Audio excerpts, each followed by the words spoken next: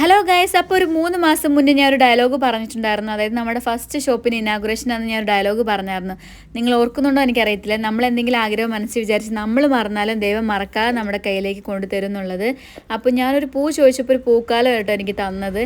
അപ്പോൾ ഒരുപാട് കളിയാക്കലും കുറ്റപ്പെടുത്തലുകളും പരിഹാസം കേട്ടിട്ടുള്ള ഒരാളാണ് ഞാൻ. വേറെ ഒന്നുമല്ല, നമ്മൾ ലവ് മാരേജ് ആയതുകൊണ്ട് തന്നെ റിലേഷൻ നടക്കുന്ന സമയത്ത് ഹസ്ബൻഡ് ഒരു മെൻസ് വെയറിലായിട്ട് വർക്ക് ചെയ്തുകൊണ്ടിരുന്നത്.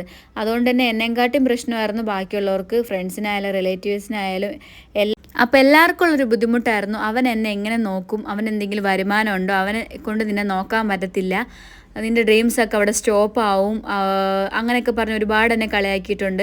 പക്ഷേ ആ കളിയാക്കിയ ആൾക്കാർ ഈ വീഡിയോ കാണുമെന്ന് എനിക്കറിയാം. അതുകൊണ്ട് തന്നെ കേട്ടോ ഈ വീഡിയോ ചെയ്യുന്നത്. നിങ്ങളുടെയൊക്കെ കളിയാക്കലും കുറ്റപ്പെടുത്തലുകളും കൊണ്ട് തന്നെയാണ് നമ്മൾ ഇത്രയും വലിയൊരു സക്സസ്സിലേക്ക് നിൽക്കുന്നത്.